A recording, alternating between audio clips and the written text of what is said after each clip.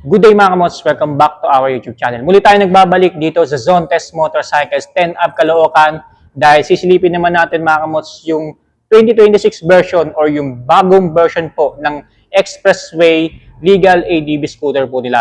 Yan po, ito po ay yung pinakabagong Zontes 400G version 2 2026. So alamin natin kung may mga nagbago ba, meron ba dinagdag na bagong features dito sa Zontes Motorcycles dito sa Expressway Legal ADB scooter na nauna nating feature na sa ating YouTube channel.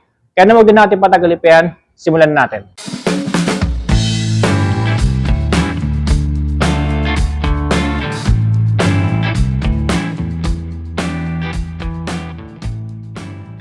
Okay, so guys, this is the all new Zontes 400G version 2 2026. And then dinisplay din to sa nagdaang Makina Moto Expo 2026. Ito para mapaliwanag ko sa inyong maigi yung kaibahan nitong version 2. Meron tayo ditong natitirang version 1 pa ng 400G na una na natin feature sa ating YouTube channel way back 2025 pa sa Bristol Motorcycles 10 Up Caloocan. Ayan. So ito yung version 1, ito yung version 2. Para lang mabilis tayo, papakita ko na lang sa inyo mga kamos yung mga ilang nagbago from version 1 going here to version 2. Ayan. So, simulan natin dito sa tambucho niya. Ayan. Sa tambucho po nitong bagong Zontes 400G, nagbago na rin po. Parang kamukha na naon nating binlag na 400M na version 2 rin. Ayan. So, ito na yung itsura ng tambucho niya. Tapos, meron pa rin siya nakalagay dito na Zontes. So, ito yung pinaka-tambucho ng version 1, no? So, naka-diamond tip tayo dito. Yung tip ng tambucho niya, tapos ito yung itsura ng tambucho niya. Pangalawa nagbago dito sa Zontes 400G from version 1 going to version 2, ito pong shock absorber niya.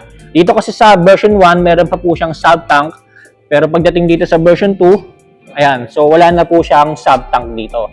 Naka-ordinary rear suspension na lang tayo dito, but still naka-dual shock absorber pa rin tayo rito, no? Sa 2026 version po, nitong Zontes 400G, meron po mga bagong kulay na nilabas si Zontes. Itong gloss gray and then yung matte brown. Ito po yung itsura ng matte brown niya. Yan, napakaganda rin ng kulay. Para kakulay niya sa 400M na una natin binlag dito. Ayan, yung version 2. So iba pa mga features, mamaya mas itatakal natin yung mga dinagdag na. May mga dinagdag kasing bagong features dito si Zontes Motorcycles dito sa version 2 ng 400G. So, malaki pa rin yung visor niya rito na naka-clear visor. Tapos, ito na-adjust pa rin to manually. Hindi pa rin siya electrically adjusted. Naka 4 units of projector lamp pa rin tayo dito sa headlight niya. Kagaya dun sa version 1. Ayan. Tapos, meron pa rin po itong built-in camera, front and rear. Ayan. Hindi pa rin inalis ni Zontes, no? Of course, napakahalaga ng features na to. Very futuristic din kasi ito yung may ganitong built-in camera ngayon. Palagay dito sa gitna is 400G, tapos meron siyang decals na orange. Ayan. Malalaman mong version 2 yung Zontes 400G mahamos kapag nakita ka ng ganitong decals na orange. Ito, meron pa rin siyang built-in crash guard. Tapos, isa pang maganda dito, meron na rin siyang additional or built-in na auxiliary light. Ayan. Kung sakaling bibiyahe ka sa gabi, malaking tulong itong dagdag na ilaw niya rito. Pero kung gusto niyo pa magdagdag like mini driving light, pwede. Kasi meron pa siyang, meron nga siya ditong crash guard na nagsisilbi na rin pang clamp ng mga, mini driving light natin dito. Ito yung tsura ng gilid niya, no? Ayan. So, may mga ilang decals lang tayo dito na black and orange. Dito nakalagay is 400G Enduro.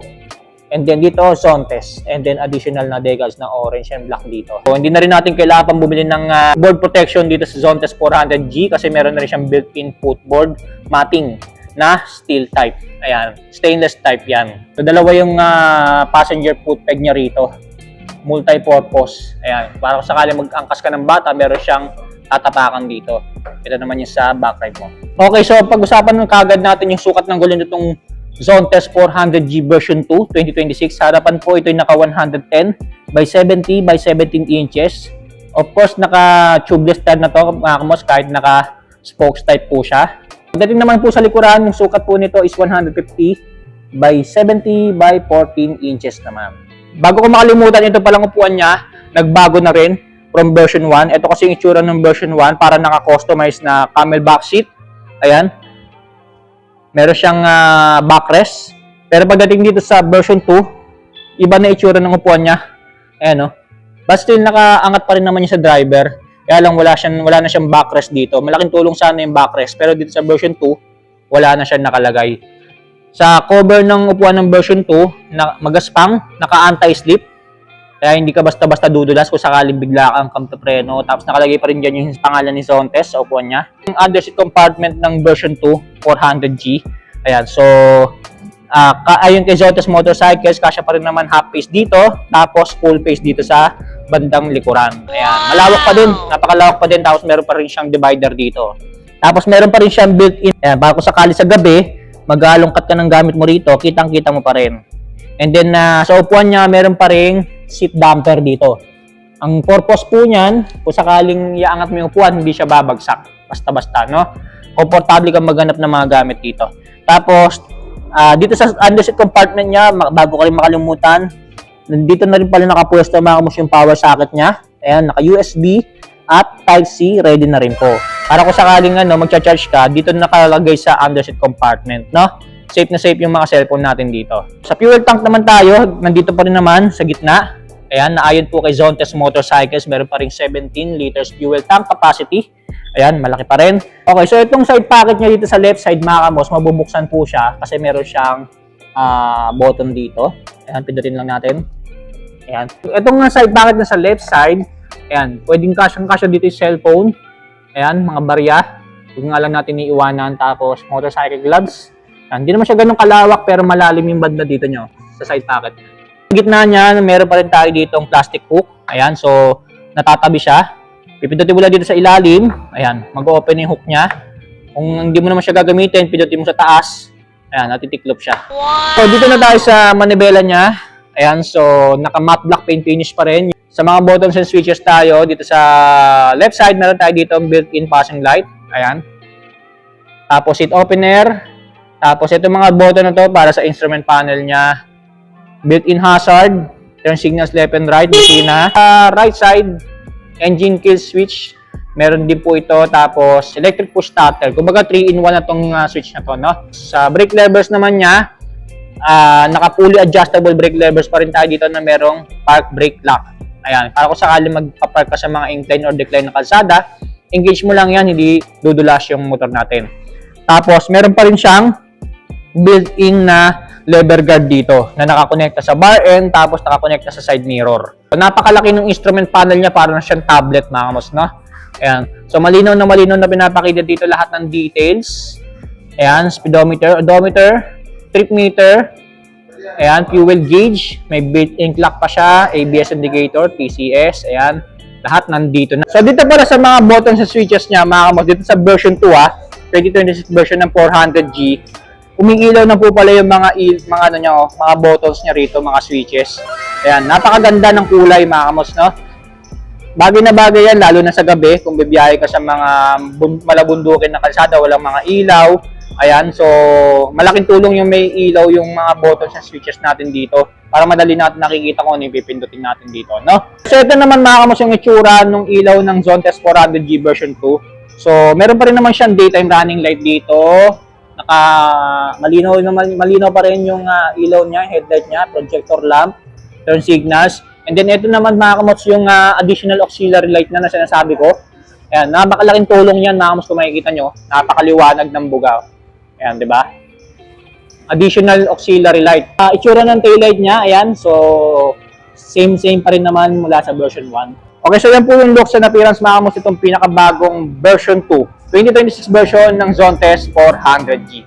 Of course, ibibigay ko pa rin sa inyo yung ilang mga details tulad ng specs at features, mga bagong features na dinagdag dito ni Zontes Motorcycles Philippines. Ang pinakabagong version 2 ng Zontes 400G ay mayroon pa ring 368cc engine displacement, 4-stroke single cylinder naka-single overhead cam with 4 valves. Bigay pa rin ito ang max power na umaabot sa 39 HP at 7,500 RPM habang kanyang max torque po ay 40 Nm at 6,000 RPM. Sa kanya pong fuel system, ito po ay naka-electronic fuel injected habang kanyang cooling system po, ito po ay naka-liquid cooled. Sa starting system naman, pinapagana lamang po ito ng electric push starter habang sa kanyang ignition system naman po, ito po ay naka-smart keyless na rin. At dahil expressway ADB scooter, gumagamit po ito ng continuous variable transmission pagdating sa kanyang driving system. For the suspension, sa harapan po equipped po ito ng oversized inverted fork at naka-dual shock absorber pa rin po ito pagdating sa likuran. Kaya nga lang dito sa version 2, wala na po siyang sub-tanks. Pero sa kanyang braking system naman, parehas pa rin pong equipped ng hydraulic disc ang preno nito,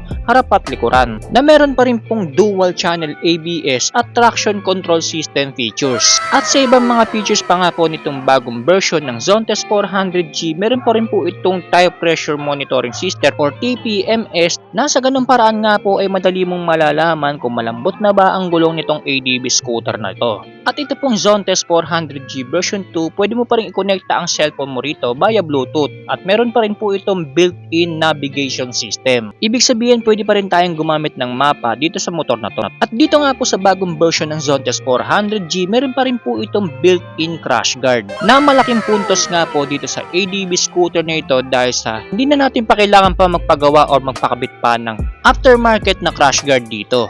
At bukod nga po sa built-in crash guard nito, meron pa rin po itong additional auxiliary lights na lalong nagpaganda nga po dito sa expressway ATV scooter na ito. Dahil kahit papaano hindi na natin kailangan pa magpakabit ng mini driving light dito, dahil nga po yan sa nakakabit na ritong additional auxiliary lights. Ito nga pong bagong Zontes 400G version 2 ay meron daw pong tatlong major features. At yung dalawa dito mga kamos ay mga bagong features na dinagdag ni Zontes Motorcycle Philippines dito. At unahin na nga po natin yung dual camera nito na ayon po kay Zontes Motorcycles ay powered daw po ng Sony sensor. Malaking tulong nga po kapag may gantong features ang motor mo dahil ito nga po ang magsisilbing third eye ng isang rider lalong-lalo na sa mga alanganing sitwasyon na kailangan mo ng proof of evidence. Kumbaga for security and safety purposes na rin po ang gamit ng dual camera nito. At isa nga po sa mga bagong features na nilagay ni Zontes Motorcycles dito, ito pong version 2 ng Zontes 400G ay meron na pong ride-by-wire features